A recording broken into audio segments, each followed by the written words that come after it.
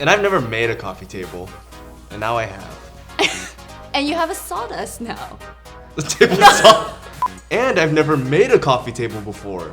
And you don't have a I got it. And I've never made a coffee table before. And I've never made a coffee table before.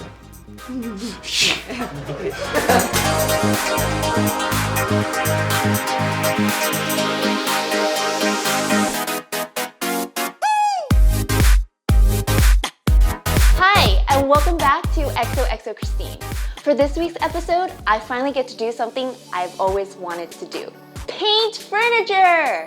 I am super picky when it comes to furniture because I need to have it look a certain way, have it be a certain color, so painting furniture is the best thing to happen to me. And this week's episode is extra special because of this collaboration that you guys have been asking for. Insert Benson! Hello. Da-da-da-da-da, Hey guys. da-da-da-da-da. I love that song. Yes, I know. Sing it again. So for my birthday this year, Benson made me this coffee table. This exact one.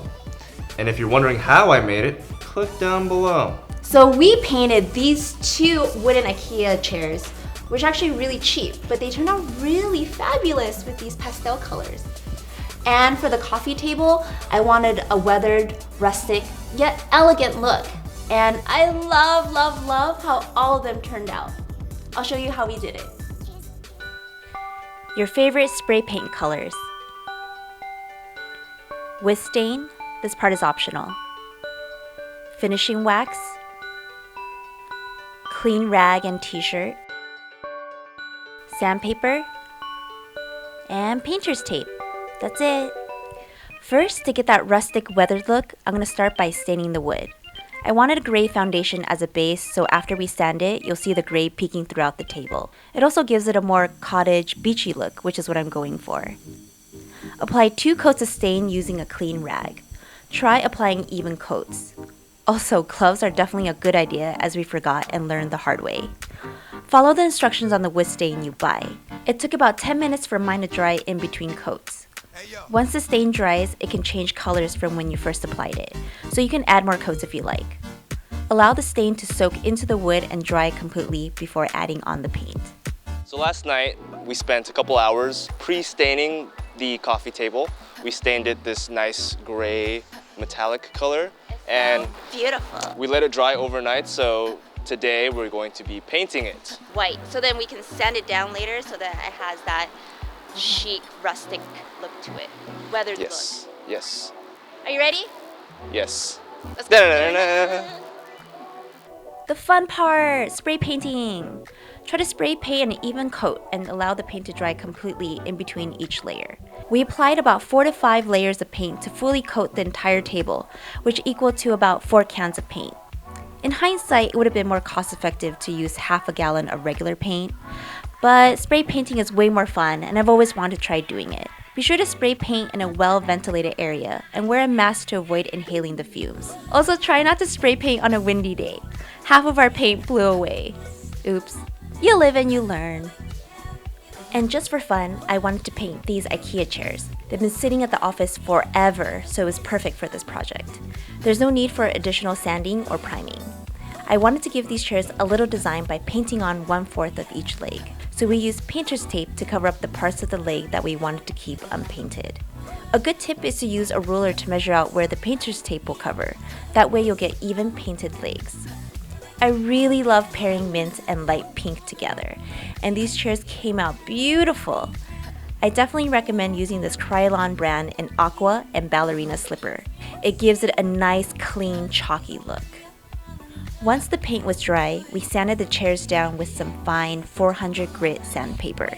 This smooths everything out to a nice clean finish without removing any extra paint. Then we added 2 coats of wax to seal the deal. Since I wanted that distressed look to my coffee table, we had to sand it down pretty good. We started sanding the table with a medium grit sandpaper. Benson used his power sander with 240 grit sandpaper and then the 320 grit sandpaper to speed up the process. Plus, he looks super cool using his power sander. Be careful not to sand too much or you might sand right through the stain and show the raw wood. and we don't want that. Use the 400 grit sandpaper again to get a nice and smooth finish. Also, you can give the edges a more distressed look to add that extra detail, like how it would naturally wear out over time. Because I want to be eating and drinking on my coffee table, I want to protect the paint by sealing it with wax. After letting the wax dry for about 10 to 15 minutes, wipe the table clean with an old but clean t-shirt so it doesn't leave lint residue. And we're back! Oh my god! It's done. Look how gorgeous it is. I love how this turned out. I've never had a coffee table before in my life, and that's because I've never found one that I love. And I've never made a coffee table in my life. And now you have a table saw too. You're welcome. Thank you, and happy birthday. Thank you. Baby, show me a few things. Baby, show me a few things. Baby, show me a few things. Baby, show me a few things. Baby, show me a few things. Baby, show me a few things. I can't wait till I get you on the floor, good looking. To watch Benson's other projects, be sure to subscribe to his YouTube channel. And just to mention, next week is ゚xoxo Christine's very last episode.